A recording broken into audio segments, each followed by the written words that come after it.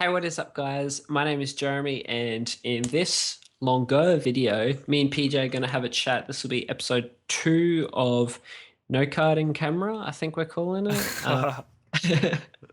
Yeah, so last week we did a bit of a newsy type topic spoken conversation. However, this week we're just going to have a photography conversation around music photography because that's what PJ is all about. And yeah, he's got a podcast on music photography. So yeah, let's just get in and Let's do it. do it. Yes. Yes, I'm excited. And yes, I do have a podcast about music photography. And you can tell how professional I am because my pop filter is not staying in front of my microphone. And this is going to be terrible for the audio. I'm sorry. Do you want me to start Let again? me just fix it up. No, we're good. Let's just roll with it. This is real life. We're oh my God. Okay, Dude, I'm scared for your electronics. we're good. We're two Aussie blokes living life in the world. Yeah, Things don't always go right. that's true, true, true. Okay, so I was at a show just yesterday shooting photos for a band, Hmm. and it kind of got me thinking about when I first got into music photography and all that kind of stuff. And I was just curious I know personally, I really struggled with getting into music photography because I was super intimidated. Everyone had way better gear. I, at the time, had like a Pentax X90, like some shitty mega zoom point and shoot camera. And like, I didn't know what I was doing. I was super intimidated and I didn't go near music photography for years. Yeah. Was that the same with you? Not really. I was the opposite because I, I'm pretty sure I thought that I was really good because Yeah. I used to take photos for my own band. Well, that's why I Mhm. bought a camera. Actually, I bought a Nikon D5000 because I wanted to make videos and stuff for my own band. Yeah. Because we just like this is probably 6 or 7 years ago. I just used to film everything and put it on YouTube, and it's really bad, but it's fun to look back on. We were doing that like a couple of weeks ago. Yeah. We're looking back on Yeah. all that old stuff. Yeah. Anyway, I bought a camera to film my own band, and then we would make all this cool stuff, and I'd be like, this would be so much cooler if we didn't have to film it and be in the videos because me and another guy from the band were doing it together. Mhm. So I just used to take it to friends' gigs and shoot, and I thought I was really good. I actually thought I was the Were bee's. you? No, Okay. no. Like when I look back on what I did, I'm like, do you know what? That's not bad for the first show or the first shoot Mhm. or whatever. So I'm not completely ashamed, but and it's not like I was cocky. It's not like I was walking around like I was King Dick, but Mhm. basically I just wasn't that scared because I had nothing to lose because I didn't know any better. Yeah. So I jumped right into it basically. Interesting. Did I don't know about shooting down where you are, but when I first started shooting shows, it was pretty, at least all age shows. Yeah.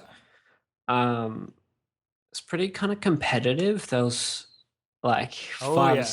five or six photographers in the pit, and I'm just like, oh man, like everyone's staring daggers at everyone. Like, is that the Yeah, same? you get a bit of that. It's that kind of comes with I don't know if that's in every music scene, but particularly in heavy music, that certainly Mhm. comes along with it. And I think that's just because there are the musicians, and then there are the fans, and then there are the people that want to be musicians, but they can't play instruments, so they have the camera, right? That's Yeah. me. I feel you. I feel you. Well, like, yeah, I used to try and do the band thing, and then when I realized that that wasn't going to go, my childhood dreams weren't going to be realized. I wanted to be involved still, so I did exactly what you did, and I played the camera as my instrument. Yeah. And so, yeah, I don't know. Wait, where were we even going with that? I can't remember. The The competitiveness in the competition. photography scene, yeah. Or Yeah, at least within that, like the hardcore scene. within heavy music. Yeah, it's Yeah. super weird. I kind of find not that I've done a whole lot of those floor shows lately, like those those shows that we love to shoot, growing up, like learning how to shoot photography. Yeah. But I do have very fond memories of them. But it's sort of weird now because not that I'm anything exciting, but just because of the podcast and because I'm friends with other great music photographers and I'm friends with a lot of the cool bands. A lot of the kids um, sort of don't talk to me, and I don't know if they're like shy or like they don't shoot because they feel uncomfortable shooting next to me. And again, like it's not Really? because I'm anyone, but it's just because of my affiliations and just Hmm. because I've been where they were and I'm sort of a couple of years past that now. I'm sure I would have been the same. If I was a kid and James Hartley. yeah, Hartley or even just like Max or Neil Yeah. Walters or any of those guys, Yeah. I probably would have been super intimidated as well and just like Yeah. pretended to watch the shows. But that's an interesting thing that I kind of feel like now. But wait, I'm just to pull up for one sec. I'm not comparing myself to any of those guys because I am not 1/100th of any of those guys. But it's just weird the way the competition has changed because now I feel like once I did care, but now I don't care because I just feel like I'm not even like I just don't feel it anymore. Really? Yeah. Like you don't like trying to trying to think how to explain it. You don't. You're saying you've got such a different style that comparing yourself to them is useless, No, or is no. that what you get? No, no, To other kids at shows, you mean, or to the big guns? no. To the big guys, is that what you were getting at? Um, I'm just comfortable in what I can do, Yeah. and like the only time I can think of like being nervous to talk to someone recently was I was shooting Courtney Barnett for Moshcam, Hmm. and cool gig. I actually had all access, which is really rare for like a photo gig like that. But anyway, I was shooting that and it was in the pit just before Courtney came on, and Kane Hibbard walked in. Yeah. And like I've followed his work for ages. Kane, like he's like right up there in Australian music photography. He's a legend. And I'd never met him before, and it was that moment where I was sort of like staring at him at the other end of the pit. Not staring at him, but I saw him there, and I was like, if I don't go and say hello now, like I'll forever regret it because Yeah. this is the chance. We're both sitting around waiting. He's just like flicking through Instagram on his phone. So like that's probably the only instance that I can think of that I was like a bit starstruck. Like I felt like I needed to prove myself. Maybe I needed to look like Hmm. I knew what I was doing. And I did Yep. talk to him. I don't know if he could hear anything because it was like a loud music venue, but he Yeah. pretended to be nice and he humored me. Put it that way. Yeah. Yeah. Well, that actually reminds me of a really funny moment. Like in Brisbane, there was this tiny, tiny venue called the Fort, and I think Carpathian were playing, Oh, yeah. and Break Even, Hmm. and some big bands were playing, and Did you mosh? Hartley was there. No, I never moshed. That's why I picked up a camera Yeah, because I yeah. couldn't two step. So Do you know what's funny? Like, if there's any like current like scene kids listening, I bet they don't even know what a two step is. that's so sad though. Yeah. Um, so yeah, he was there, and yeah, I pretty sure I left my camera off to the side with a friend. I was up the front because it gave me the best view Yeah. of him taking photos. Hmm. And going through his Tumblr, I'll actually dig this up for the episode. He's got it on his Tumblr. He took a photo, and there's just me like a fucking fish, just staring like a deer staring into the headlights. Staring Just into like the camera. I was just looking at what he was doing, Yeah. just taking it in, and then I just see this picture. Probably all of his like, 'cause he was shooting behind the kit, Yeah. kind of forward, Hmm. and I'm just like front row, just like staring That's into the so camera. good. I would love to see that photo. Uh, well, I'll put it up right now. Yes, Um, that is a great photo. I'm loving looking at that right now. yeah. To be 100% honest, I didn't prepare any more questions, Oh, that's but I'm cool. just going to try and wing Let's it. keep rolling. You just Like, reminded me of something actually. Um, Possibly like the reason that there wasn't actually maybe there was some small competitive things, but I think when I started was a really weird time for Melbourne music photography because there was like some legends doing it. Ben Clement. mhm.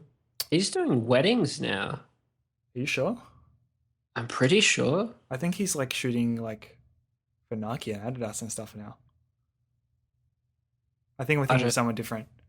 maybe. Yeah, go on. Um, Sorry. those sort of dudes, Tim Allen, I've got on the podcast this week, Hmm. those sort of dudes had kind of moved on to bigger and better things.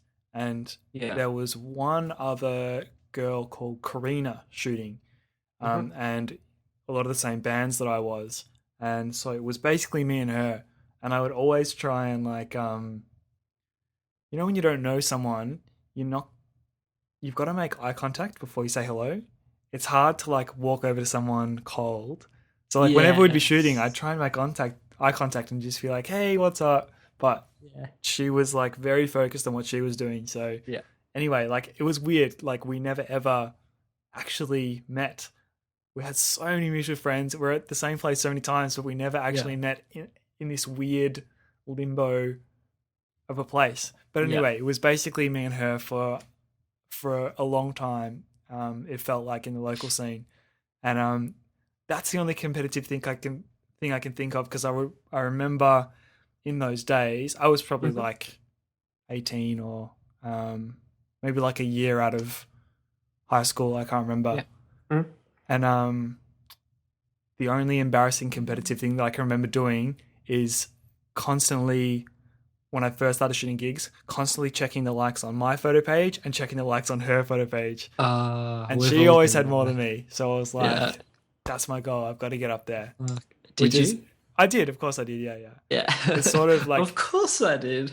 oh, well, she shoots other stuff now. She shoots Different stuff. models and, Yeah. yeah, yeah. So it's a little bit Yeah. different. But, Yeah. she was doing like really cool photos back in those days. And it's Yeah. very weird for me to admit that. But you just reminded me of it. Yeah. That's the So only, funny. I've, yeah, I think that's the only example I can give you. There was a little bit cringy, but I remember once. Hit me. I'm ready. I'm ready. So, full disclosure, when I first, or not first, I was still pretty new to it, but you know how there was that time when like shutter dragging was a thing, everyone Yep. would have a Yep. flash and whatever. Yep. For any people that don't understand, I'll chuck up some photos now. Yeah, that time, Um, by the way, was called MySpace. That's what time that was. it really was. Oh So, man, you're gonna love the episode of the podcast this week. It's with Tim Allen, who I like just a mentioned, throwback. and we talk about all this stuff. Yes. Yeah. So I was like, how the fuck do you do this? Like, what is happening? And there was this chick who I'd seen at shows, and she would rock up to an all age venue. She would have like three light stands, flashes on all like triggers, and I Yeah. was just Right. like, this chick knows what's up. So I had a friend's band that was playing, and I was like, I want to take those photos, but I don't know how. So I inboxed her, like slid into the Yeah. DMs before and was like, what are your Hey, girl. settings for taking those photos? And she's like, I don't understand. And I was like, well, how do you get those lights? And Yeah. she's like, kind of explained it, but it was just so cringy being like, I had, I was so shit Yeah. at, Yeah. and I was just like, oi, what are your settings? That's awesome. And it's That funny is because like so, in those everyone's been there at one yeah, point we've though. all been there, man. We've all Yeah. been there. And it's funny because like in that mindset, um I don't know about her, but in that mindset, it's like all I've got to do is find that magic formula and then I'll take the right photo. Yeah, It's like it's the like, settings don't mean anything because every stage, every situation is going to be different, right? So Exactly. But she was really really gracious about it. And she explained that what I like every time was different. She explained that the philosophy behind it and like how you can do it. yeah. And yeah, so I ended up doing it and it was sick. Oh, And good on her. yeah, but it was just so funny. Like, I had a yeah. mate as well who I actually I think I met him because he shot my band one time Mhm. and he took really cool photos and I followed his photo work from then. And then so sort of became friends with him and when I got a camera I used to ask him all those sort of newbie questions like Yeah. looking back on them like you said it's so cringe. I remember when I had my D5000 with my kit lens, I couldn't work out I couldn't work out why when I zoomed in the aperture was Yeah. changing. Yeah. And Yeah. I was Yeah. like, I was trying to put that into words with him. I was like, how? I didn't even know how to ask. I'll have to find the conversation, but I could not wrap my head around it. And he couldn't understand what I was saying either. And Yeah. just, it's so cringe to look back on. And then I was asking him all sorts of things about triggers and, um, Hmm. yeah, but like looking back, I'm so glad that I had someone like that to ask those newbie questions to Yeah. because it did, it might have been embarrassing between me and him, but that's as far as it went. That's as far as yes, yes, Yeah. perfect. I have a kind of funny story on like when I first picked up a camera, like I'll put it up on screen. It was just the worst piece of shit camera in the world. Like it was a $100 Target thing at the time. But basically when I first went to shoot a show, I took photos and it was just woeful and I got scared and I was like, fuck this. Just flicked it into video mode so that I was like, there's no way I can miss a moment because it's on video. Nice. Good. Oh, it's flawless So logic. It's flawless. so that's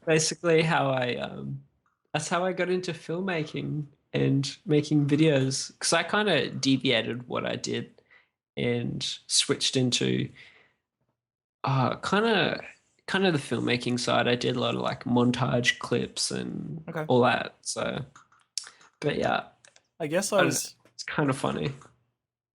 I guess I was kind of the opposite in that regard because I actually bought my camera to do videos. Um and I kind of fell in love with the photo side later. But another newbie embarrassing moment that I just thought of was this camera, the D5000, when I started to actually learn about camera settings and whatever, Hmm. I would put them in the camera, but maybe the 60D does this as well. Did you used to have a 60D? Yeah, I did. Yeah. Tell me if this is the same, but the D5000 auto does everything automatically in video. Mm-mm. No? Actually, when I had the 60D, I magic lanterned it so I could get Okay. manual audio, Yeah, yeah. but I could still change exposure, aperture, shutter speed, all that. I still could do that. The only thing I couldn't do was audio, but I just installed Magic Lantern. Okay. I'm And pretty sure, and maybe someone will correct me in the comments, but I'm pretty sure the D5000, even if you change the settings, it automatically does the video side for you. So I was learning how to do the settings and I was putting them in and trying to be really meticulous about it, but the camera was on automatic for like a whole year basically because that's just what it does in video mode. that's so I'm pretty sure you bizarre. can't control it. The only way you could control it was you had to basically force it to read the light differently. So you like hold your hand over the thing so it goes, so it exposes brighter, and then you hold down the exposure lock, Yeah, and then you that do the is video. so crazy. Speaking, it's funny you should mention that. My first camera was my first DSLR was a Canon 1000D, and basically that was my first camera I bought after my shitty point and shoot trying to take photos at a show camera. Yeah, And because I went from with that with the first camera, I was doing lots of videos, and then I got the 60D, Mhm. the 1000D. I was like, yep, I'm going to be able to do sick video, DSLR, interchangeable lens, all that jazz. Had no video mode. So, what I used to have to do to make shitty videos at home was plug a USB cable into it, all the way into the computer, Right. then put it into live view mode, then get a third party program to screen record the live view. Get out of town. Yeah, legit. It was Why don't you the just use a worst. webcam? I didn't have a webcam. Honestly, I think I did have a webcam, But it was but I couldn't. But that 240p, that 2006 240p quality, you know? it was like that. But I couldn't get dat bokeh, bro. Oh, yeah. uh, Was it worth so it? Did it work? it did work, Yeah. but I had like a little laptop, and I got to the point where I would have a laptop running in a backpack, and then a cable. No. No. Get out of town. Like a Ghostbuster. Oh my god. Oh That's man. amazing. Ha ha ha. That was a really amusing anecdote, Jeremy.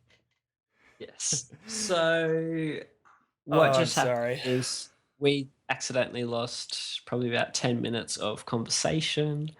Unfortunately, these things happen. My bad. However, it was a very strange tangent on mobile phones and hip tops of the era.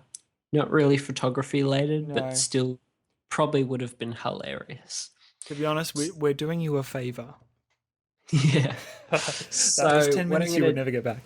Yeah. So what I'm gonna do is end up wrapping up this episode. This has been episode 2. If you want to check out PJ's music photography podcast, where can they find it, PJ? The best place to find it is bigpantsphoto.com. Bigpantsphoto.com, all one word, lowercase. It'll be in the description. Easy enough, I guess. Yeah, it's pretty self-explanatory. It's bigpants.com. And if you want to get specific, /podcast. Awesome, awesome. And yeah, as always, if you have any questions, comments, any feedback, leave it in the description. It really helps. Sorry, leave it in the comments. It really helps us know what you guys are enjoying / disliking. And yeah, so if you want to get in touch with PJ, hit him up on Twitter. Yep. That is PJ, Pantelis. It's just my name. yes. Awesome. And if you want to get in contact with me, probably, it's the same. Twitter at Jeremy X Lewis. I don't know if it's photo, just Jeremy X Lewis. And I guess you're on my channel, so you can find me anyway. So until next time, I don't know, enjoy. Adios. What do we say? Laters. Peace, peace.